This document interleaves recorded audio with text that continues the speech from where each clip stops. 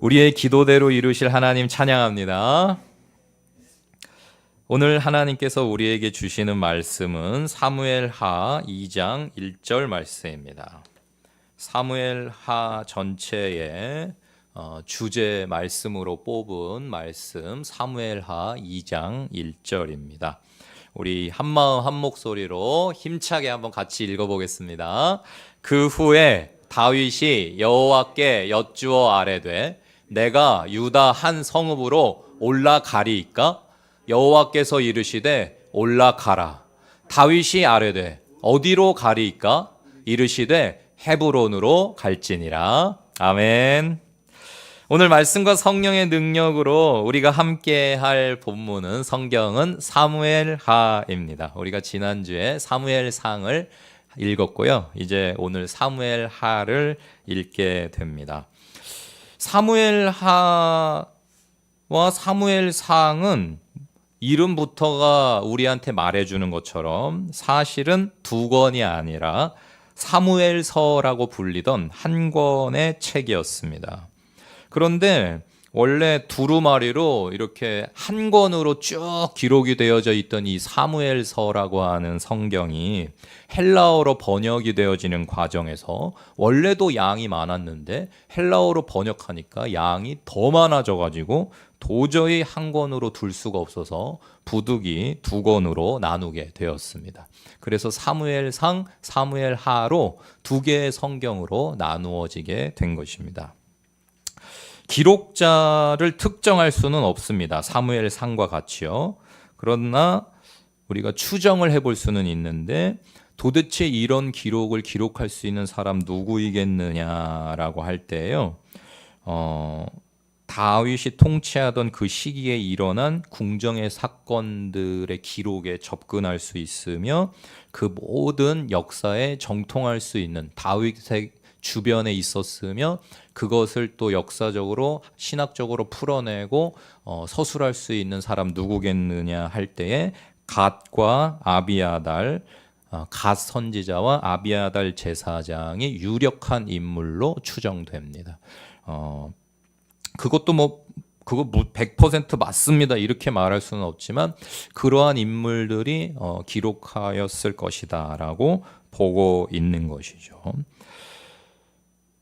기록한 연대는 BC 931년과 722년 사이에 기록이 되어졌을 것이라고 보고 있는데 왜 그렇게 보고 있느냐면은 사무엘상 27장 6절을 보면 시글락이 오늘까지 유다 왕에게 속하니라라고 하는 구절이 나옵니다. 시글락이 오늘까지 이게 기록하던 그 오늘이라고 하는 그때까지 유다 왕에게 시글락이 속해 있었다라고 하는 언급으로 인하여서 이 사무엘하가 기록된 거는 BC 931년 솔로몬의 통치에 이어 왕국이 분열된 그 이후로 거슬러 올라가야지 됩니다.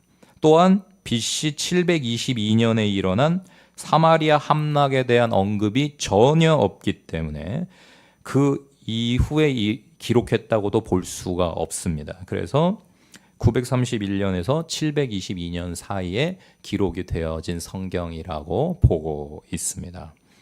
주제는 다윗 왕, 메시아의 선구자의 역할을 하는 다윗 왕에게 집중이 되어져 있는 성경입니다. 구약의 예수님을 예표하는 많은 인물들 중에 가장 주요한 인물 중에 하나인 다윗 왕에 대해서 집중적으로 다루고 있는 성경이 바로 사무엘하가 되겠습니다. 그래서 주요한 키워드들은 역시 인물들인데요. 다윗을 중심으로 해서 나단, 압살롬, 요압, 밧세바와 같은 다윗과 그 주변 인물들이 이루어가는 그 믿음의 삶과 하나님의 역사 그것을 살펴보면서 오늘 우리가 어찌 살아야 될지를 발견할 수 있는 귀한 성경 언약 백성의 역사를 기록하고 있는 사무엘하가 되겠습니다. 사무엘하의 개요를 보시겠습니다. 크게 세 부분으로 나눠질 수가 있는데요. 첫 번째는 다윗의 승리를 다루는 1장부터 10장까지의 내용이고요. 두 번째는 다윗의 범죄를 다루는 11장부터 11장의 내용, 그리고 다윗의 곤경을 다루는 12장부터 24장까지의 내용입니다.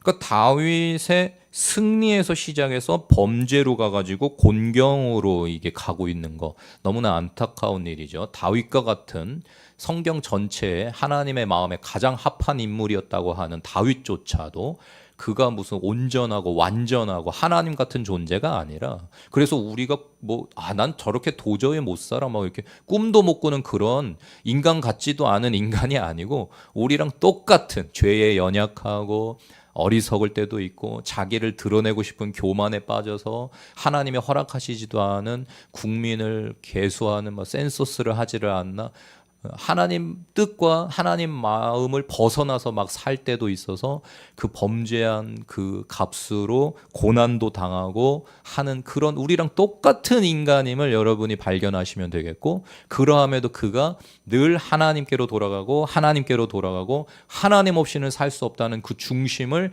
일생에 붙들고 나아갈 때 그것을 하나님이 얼마나 기뻐하셨으며 그 인생을 하나님이 얼마나 놀랍도록 사용하셨는지를 보면서 나도 하나님의 기쁨으로 살아야지 결단하게 되시는 한 주간이 되시기를 축복드립니다. 그래서 다윗의 승리 부분을 보면은 다윗의 정치적 승리가 나오고요. 다윗은 먼저 헤브론에서, 무슨 말이냐면요, 밑에 두 지파만 먼저 일단 다윗을 왕으로 삼았어요. 유다하고 베냐민 지파만 먼저 당신 우리 왕 하시오. 그래가지고 7년 반 동안 먼저 남유다 이 헤브론 지역에서 두 지파의 왕으로 있다가 그 7년 반 동안 나머지 10지파의 마음도 얻고 하나님이 허락하실 때까지 그냥 무력으로 통일해버리지 않고 하나님의 때를 기다렸던 다윗은 7년 반이라는 시간을 인내한 그 결과로 평화 통일을 이루고 12지파 모두의 왕으로 예루살렘에서 통치하게 됩니다. 거기서 37년을 통치하면서 총 40년을 하나님 앞에 이스라엘의 왕으로 통치하였습니다. 다윗의 영적인 승리는 그가 언제나 하나님이 최고셨고 하나님을 예배하는 게 자신에게 가장 중요한 일이었으며, 특별히 일생 찬양의 삶으로 승리하였고 하나님께 영광 돌렸다고 하는 것이 우리가 주목해야 될 그의 영적인 삶입니다. 언약궤를 귀히 여겨서 한번 큰 사단이 났었음에도 끝끝내 언약궤를 하나님의 말씀대로 예루살렘 성으로 모셔와 하나님 중심인 예루살렘과 이스라엘이 되도록 만든 것, 다윗 중심의 이스라엘이 아니고 하나님이 통치하시는 이스라엘임을 온 세상의 백성들에게 천명한 것, 위대한 승리라고 할 수 있겠습니다. 저와 여러분의 삶에도 내가 주도하는 것이 아니라 하나님이 주인 되심이, 하나님이 하나님이심이 분명하게 드러나고 선포되어지는 인생들이 되시기를 축복드립니다. 그 인생 가운데 하나님께서 반드시 함께 하시고 복을 주십니다. 하나님 기쁘셔서 다윗에게 내가 너의 왕위를 영원하게 할 거란 계약을 허락하시는 장면이 이어집니다. 다윗의 군사적인 승리가 나오게 됩니다. 적들에 대한 승리, 정의로운 통치의 내용이 나오고요. 아수르에 대한 승리, 암몬과 아수르에 대한 승리가 나오는데요. 이 연속된 승리, 하나님께서 다윗으로 하여금 가는 곳마다 이기게 하시더라라고 성경이 말합니다. 연전연승, 우리가 바라는 삶이죠. 뭐만 했다 하면 잘 되는. 어떻게 하면 그런 삶이 가능한가? 정답부터 말씀드리면요, 그냥 하나님의 선물이에요. 한번 따라서 고백하시죠. 하나님의 선물이다. 연전연승, 하는 일이 잘 된다, 불릴 듯 일어난다. 그 사람이 대단한 사람이라, 뛰어난 사람이라, 배운 게 많아서, 가진 게 많아서, 인맥이 좋아서, 아니요, 하나님의 선물입니다. 다윗이 가는 곳마다 이긴 게 무슨 대단한 용사라서, 무기를 잘 다뤄서, 리더십이 좋아서, 훌륭한 부하 장수들이 많아서, 아니요, 하나님의 선물입니다. 저와 여러분의 인생도 하나님의 선물이시길 축복드립니다. 어떠한 인생이든 하나님의 선물이라고 믿고 고백하고 감사하며 살아가실 때 승리하는 삶이 되실 줄로 믿고 축복드립니다. 하나님 선물인데요, 비결은 있어요. 그럼 우리가 다 그렇게 살아야 되는데 연전연승하는 삶을 우리가 사나? 아니요. 왜 그렇지가 않은가?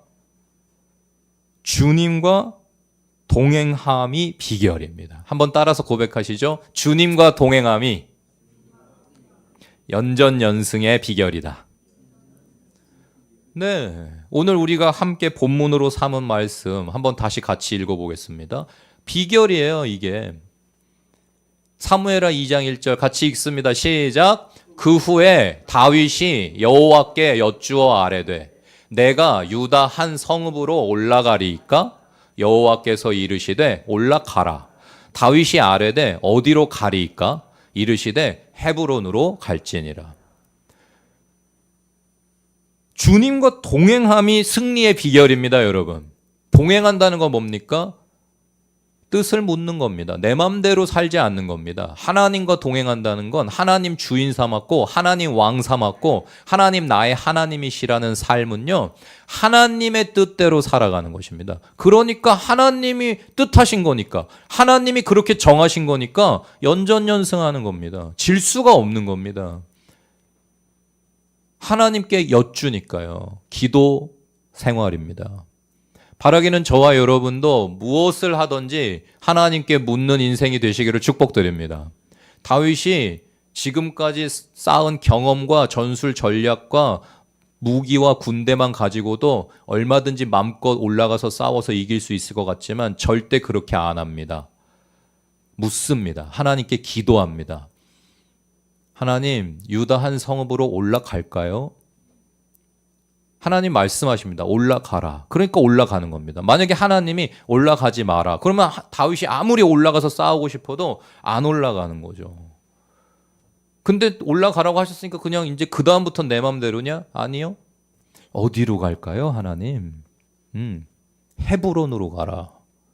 그러니까 헤브론으로 가는 겁니다. 그러니까는 거기서 하나님이 왕 세우시는 겁니다. 하나님 말씀에 순종하는 사람, 하나님의 나라, 하나님의 교회, 하나님의 일꾼으로 제자로 살아갈 수 있는 유일한 한 가지 무엇이냐? 순종의 삶입니다. 하나님은 대단한 사람, 똑똑한 사람, 많이 가진 사람, 능력이 대단한 사람, 그런 사람 쓰시는 게 아닙니다. 하나님은 순종하는 사람 쓰십니다. 바라기는 우리 은혜로운 교회 모두가 순종의 사람 되시기를 축복드립니다. 하나님은 겸손한 사람 쓰십니다. 하나님은 깨끗한 사람 쓰십니다. 마음에 하나님으로 가득한 사람, 말씀으로 충만한 사람. 하나님 말씀하시면 내 뜻과 달라도, 그렇게 하면 손해볼 게 뻔해도, 아니 심지어 목숨을 잃어버린다고 해도 예수님과 같이 십자가에 달려라 그러시면 네 알겠습니다. 그리고 십자가에 달리는 그 사람 쓰십니다. 하나님께서는 하나님의 말씀에 준행하는 사람과 함께 하십니다. 그 인생은 질래야 질 수가 없습니다. 무조건 승리하는 인생, 얼마나 멋집니까? 말씀을 따라 하나님의 뜻에 준행하여 순종과 겸손으로 충성으로 옷 입고 살아가시는 하나님의 백성, 그리스도의 군대가 되시기를 축복드립니다. 주님과 동행함, 말씀과 기도의 삶이 다윗이 연전연승할 수 있었던 이유입니다. 다윗의 범죄가 나옵니다. 간통죄와 살인죄, 다윗에 대한 우리아의 충정, 다윗의 우리아 살해 지시, 다윗과 밧세바의 결혼 나옵니다. 죄를 온전히 회개할 때 하나님은 다윗의 삶에 다시 복을 허락하셔서 밧세바를 아내로 얻게 해주시고, 그리고 그를 통하여 그 다음에 위대한 왕 솔로몬이 태어나게 하십니다. 하나님은 회개하기만 하면요, 우리가 전심으로 하나님 앞으로 돌아가서 참으로 마음을 찢고 회개하면요, 그 어떤 죄라고 해도 용서하십니다. 용서받지 못하는 유일한 죄, 지옥 가는 유일한 죄가 하나 있습니다. 회개하지 않는 것입니다. 그냥 죄의 자리에 머물러서 난 그냥 이렇게 살다 갈 거야, 하나님이랑 상관없어, 이렇게 살지만 않는 이상 어떤 죄를 져도 하나님께로 돌아가면, 하나님께 잘못했다고 용서를 빌면, 회개하면 하나님은 용서해 주십니다. 그리고 놀라운 새 은혜를 부어주십니다. 그것의 예표가 다윗입니다. 간음도 했고 살인도 했지만 정말로 회개할 때 하나님 용서해 주시고 그의 일생토록 복 주셨으며 그의 왕위가 영원히 견고하게 하셨습니다. 죄는 죄이기에 죄값은 있습니다. 다윗이 죄를 짓자 하나님께서 너의 집안에 칼부림이 멈출 날이 없을 거다라고 말씀하신 대로, 선지자를 보내 예언하신 대로 그 가정에요 계속해서 공경이 일어납니다. 나단의 예언, 다윗 아들의 죽음, 다윗에 대한 요압의 충정, 다윗 집안의 근친 상간, 압살롬의 암논 살해. 형제가 형제를 죽였다는 겁니다. 압살롬의 반역이 나오고요. 요압의 압살롬 살해가 나오고, 부하가 아들을 죽였다는 얘기입니다. 다윗의 왕위 복귀가 나오고, 다윗의 통치에 대한 평가가 나옵니다. 사무엘하 구조와 요점을 보겠습니다. 네 부분으로 나눌 수가 있는데요. 첫 번째는 유다 왕이 되는 1장에서 4장, 두 번째 부분은 통일 왕이 되는 5장에서 9장, 세 번째 부분은 재난을 당하는 10장에서 20장이고요. 네 번째는 후기가 기록되어져 있는 21장에서 24장의 내용입니다. 그래서 유다 왕이 되는 그 부분, 점점 다윗은 흥하고 사울의 집은 무너져 가지고 결국 사울과 그 아들들 한날에 한 전쟁에서 다 죽고 유다와 베냐민 지파의 왕으로 다윗이 등극하게 되어지는 부분이 나옵니다. 이 과정에 다윗은 끝까지 하나님의 뜻에 신실하였고 사울 왕가에게 직접 자신이 무엇을 하지 않았으며 오히려 자신을 일생토록 괴롭히고 죽이려고 쫓아다녔던 사울과 그 자녀들을 진심으로 애도하였습니다. 그것이 하나님 앞에 또 백성들 앞에 기쁨이 되었습니다. 통일 왕으로 다윗은 왕권을 확립하고 그 하나님께서 왕권의 약속으로 언약으로 복을 주시고 통치하는 동안 하나님 함께 하셔서 나라의 안팎으로 이기게 하시고 흥왕케 하시는 모습을 우리가 살펴볼 수 있습니다. 계속 그렇게 갔으면 얼마나 좋겠지만 그런 인생은 없지요.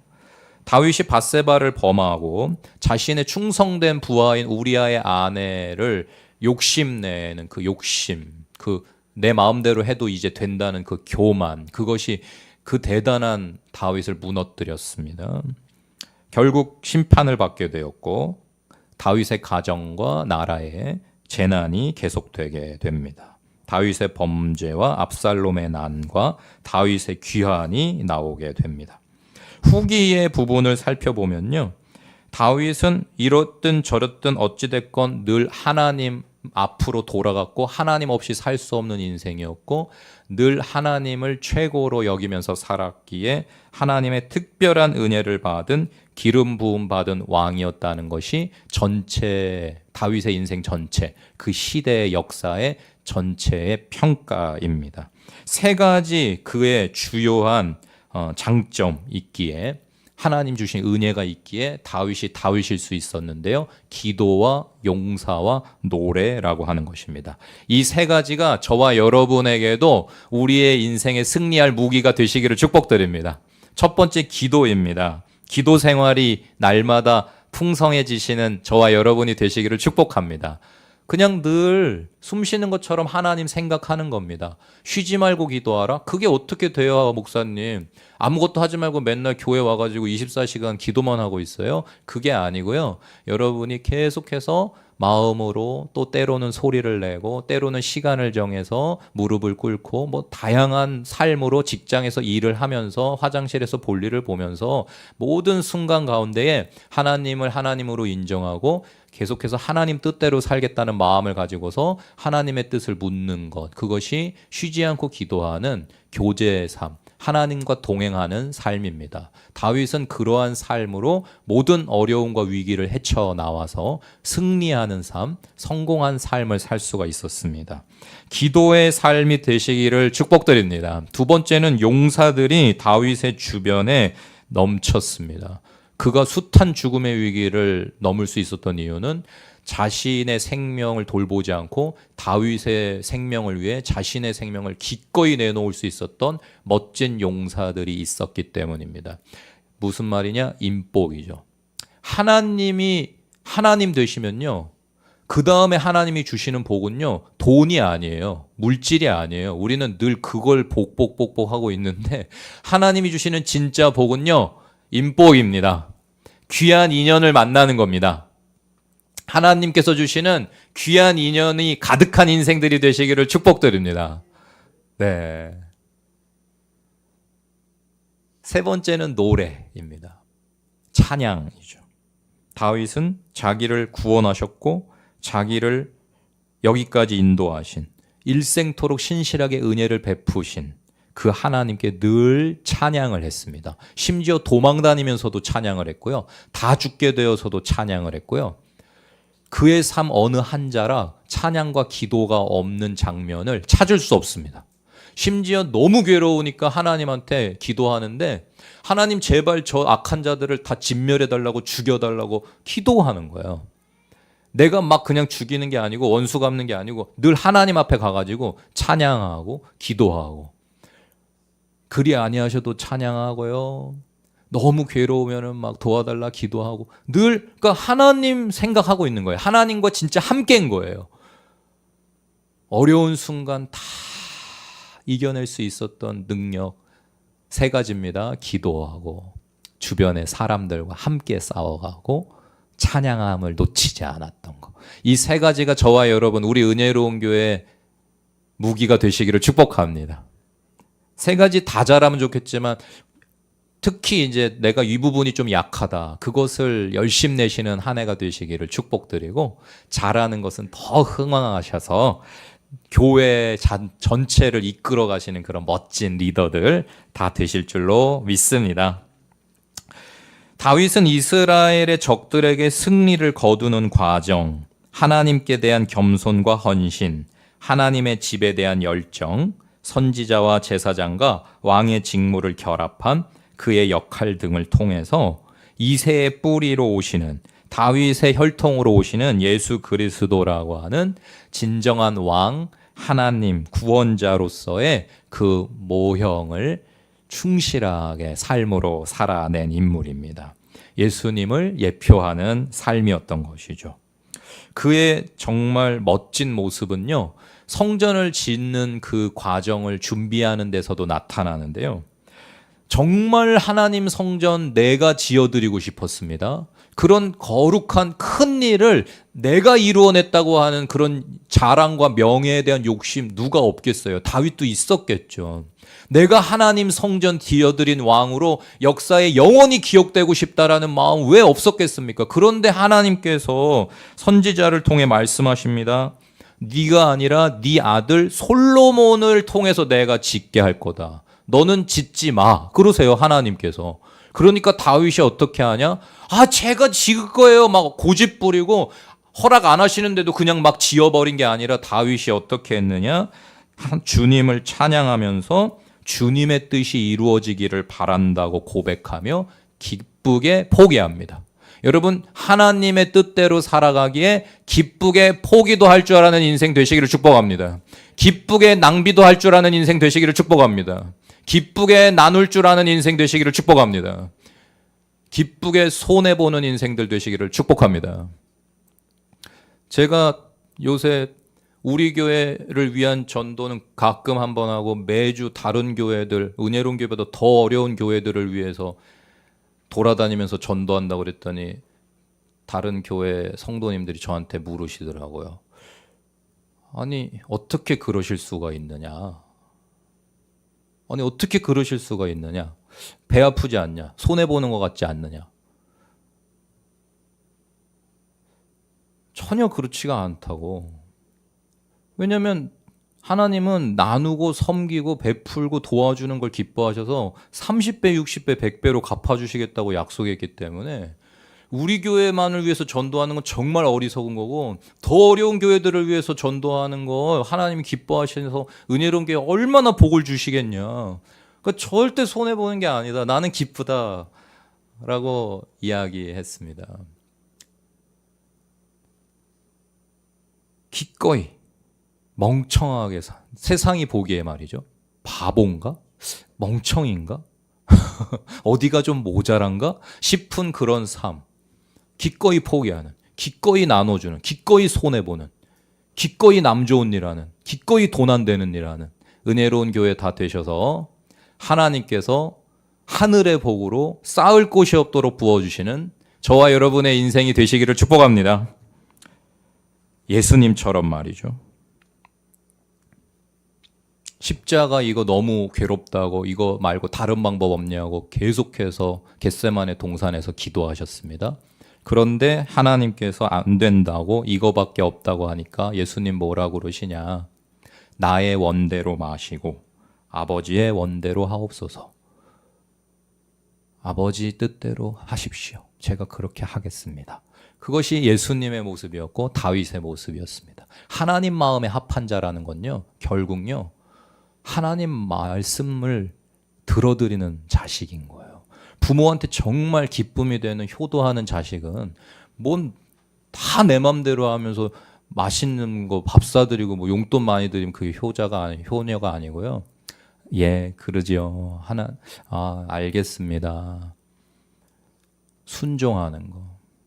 그게 진짜 효도예요. 하나님 앞에도, 하나님 아버지 앞에 우리의 삶도 마찬가지입니다. 하나님이 정말 기뻐하셔서 모든 유산을 물려주실 그런 상속자들은 누구냐면은 말씀에 순종하는 사람들입니다. 하나님의 말씀을 생명과 같이 여기시길 축복드립니다. 말씀하시면 나아가고 뜻이 아니면 멈춰 서십시다. 예수님처럼 다윗처럼 아버지 뜻대로 하시지요.